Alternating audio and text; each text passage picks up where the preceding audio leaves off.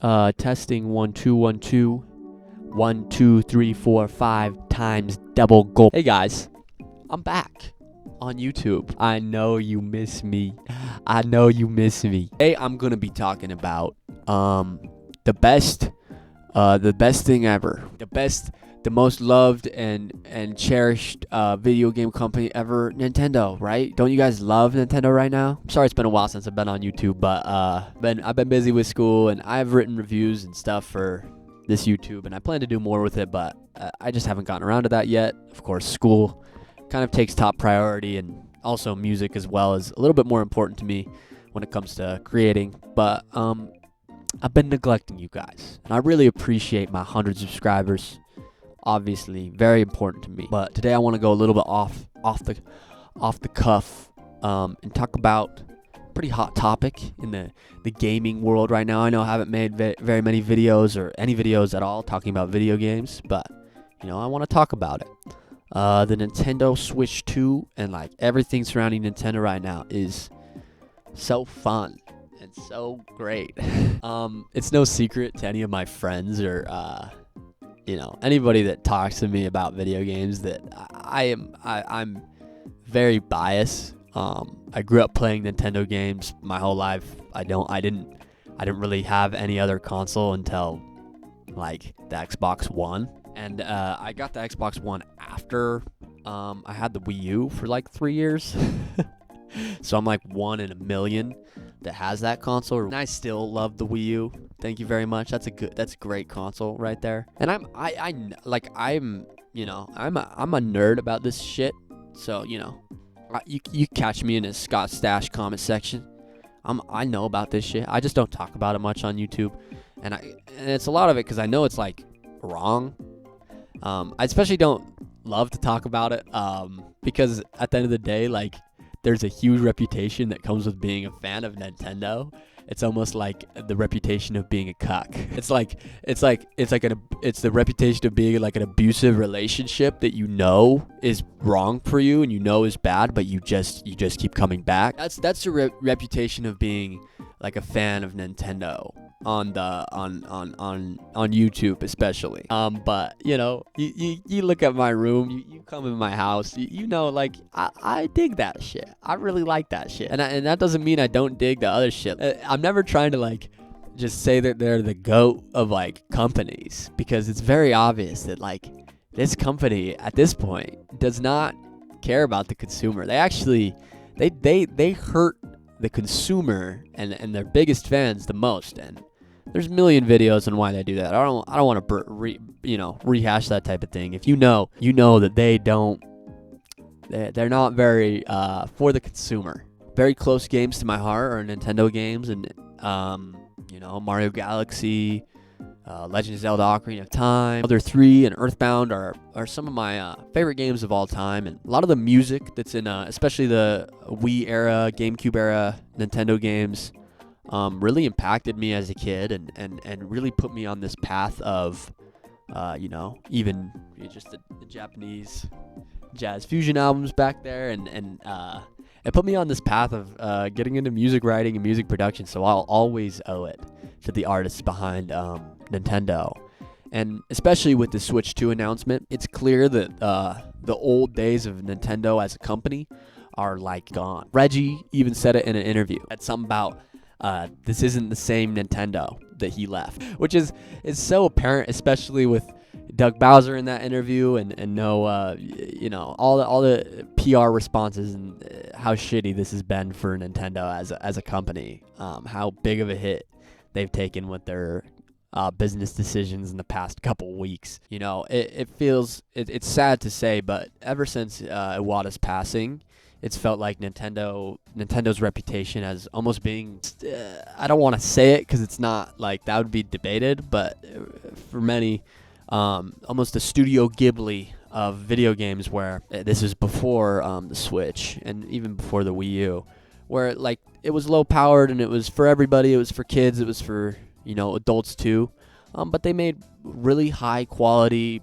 just sweet little cute little projects that they're generally loved. So many iconic video game series and IPs are from Nintendo. Like, I don't even want to go down the list of what Nintendo has, because it's obvious. I think even if you're like a pretty big hater of Nintendo, there's something that you'll at least throw them a bone, like, okay, Zelda's pretty good. Okay, I like Metroid, but I can't defend them, and I'll never defend them.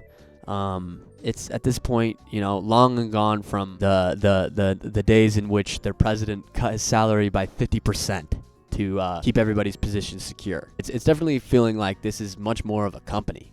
And I know they're stooping low now, and they're stooping pretty low, but I do want to say,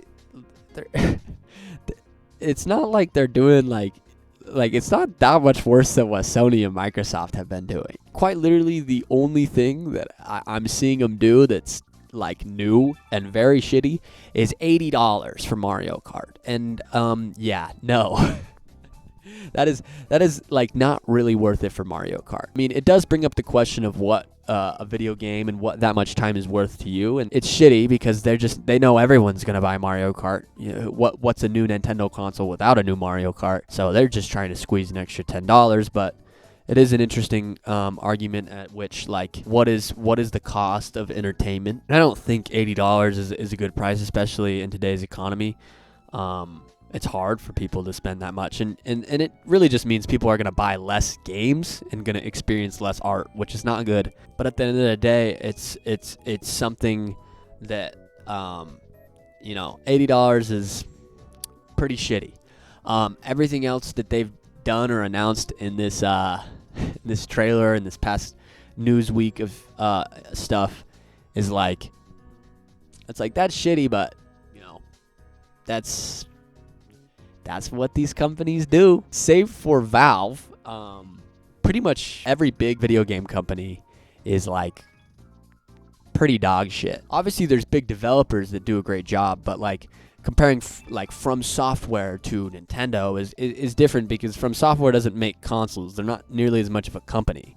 It would be more like comparing Bandai Namco to Nintendo, and it's like, okay, they're about on the same level. At the end of the day, Nintendo games is like, Mario Kart's going to be $80, but it's probably not going to have some bullshit microtransaction, some stupid-ass V-Buck currency that's just going to rob me even more. The amount of people that I've seen like, I can't believe they're charging $80. I can't believe they're charging. They spent like $400 on Fortnite in 2017 and like don't even think anything about it. The amount of people that are up in arms about this shit being $80 are not like some sort of budget-friendly gamer. Like, they spend so much money on microtransaction. You know, I would way rather pay $60 or whatever the market price is for a full video game and never, ever have to ever put any more money into that game, and it receives updates or it doesn't. I'd rather have a full game where I can unlock skins for doing an achievement or, you know, doing something in that video game than having to buy it. But I know there's a lot of people who's like, well, if it's a free game,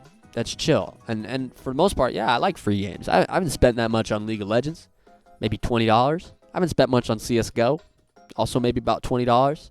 And I haven't spent like that much on Fortnite either. And I played it in 2017. I think I spent $20, $30 on Fortnite. I have Bender and I have Hatsune Miku. So what is that? That's probably more than it's worth. But people are going to act like that is, you know, they'd rather do that. Like, that's fine. They don't see any issue with that. And then Nintendo charging $80 for Mario Kart is the end of the world. And I'm not arguing for $80 for Mario Kart. I want to make that clear. That is shitty. I do not want games to be 10 more. I just got used to 70. You know, there's some games that were $70 and it was like that, you know, it's a lot to swallow, but at the end of the day, they were worth it. And I know Nintendo's argument is they're doing variable pricing, just like they did with the SNES, and this is not technically a new thing. Games costed $80 in the 90s, and $80 back then was a lot more than it is now. And that new Donkey Kong, it looks great. It looks fun. I'm gonna play that shit. And that's the thing is, you know, I am the cock. I'm on the fence about it. I'm not gonna pre-order anything. I'm gonna wait until it's available for me to just buy. And I'm still deciding whether or not I want to buy that or a Steam Deck or whatever else is there. But at the end of the day, for me, the first-party Nintendo games are a huge selling point, and they still look great. They still look fun. There's less of them than I would have expected. How slow everything has been recently with the Switch. I'd assumed they were developing more for the Switch too.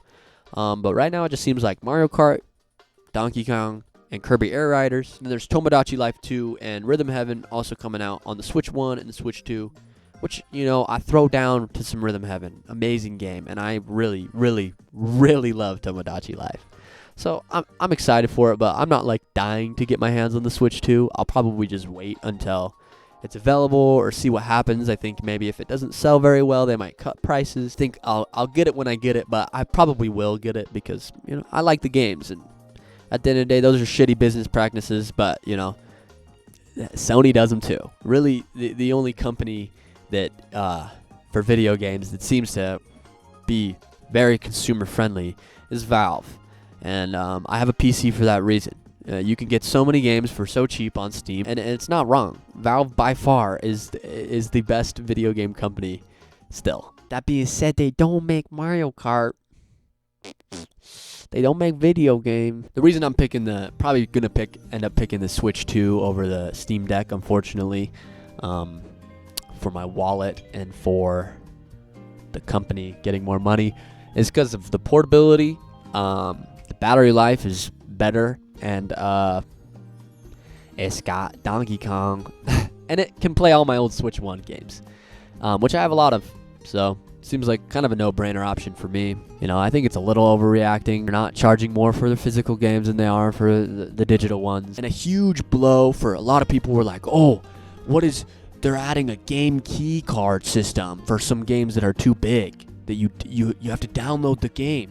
And it felt like it was 2013 again, in which people were angry at the Xbox One for needing an internet connection. It's like, what have you been playing video games on, dude? You don't own any of these video games on most of these systems that you're playing, even if you buy the disc. Nintendo has been kind of the last stand in the physical medium. Switch game carts are awesome because you put them in and you can play the game directly.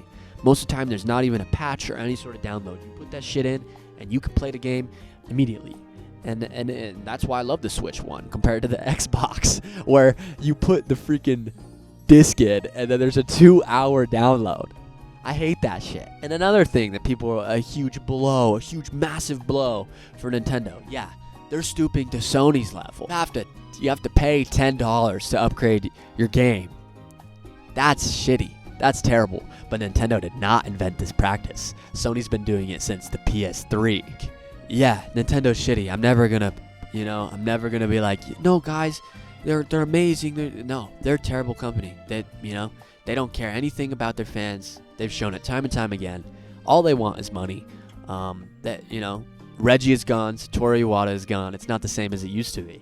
The same goes for Sony, and the same goes for Xbox. The only issue I've had, really, is that they're charging $80 for Mario Kart, and that only is shitty because that means every other company is gonna charge $80 for their video games, and that means really shitty video games are gonna cost $80. At the end of the day, Mario Kart is gonna be a good game, and it's like, okay, that's $80, but next thing you know, Assassin's Creed and Call of Duty and all that shit will be $80 too, and then it's like, what is the barrier for shitty games, and what is the bar for an $80 game? I understand Nintendo's scheme with variable pricing being, this game will offer hundreds, thousands of hours of entertainment, so we think $80 is the right price for it. It's still shitty because it's like, that's just justifying taking an extra $10 from the consumer. They did that with Tears of the Kingdom, where they're like, we could just charge $10 extra for Breath of the Wild 2, like basically the same game, and then they just instantly make millions of dollars just off the $10 extra. So yeah, that's kind of like an off-the-cuff conversation about this type of thing, or mostly a rant, because I wanted to talk about it, but it's hard to talk about it. It's hard to talk about it because I'm not proud of liking Nintendo games. I wish I could be if this company gave two shits about its fans. But no, I just like, play the games. Most people do. But I don't defend them in any way. It sucks that I have to give them money, but You know, what are you gonna do for your entertainment? I really like Mario Kart. I really like Donkey Kong. What am I gonna do? Not play it? Pirate it? Yeah, maybe I do that. Just kidding. Don't sue me.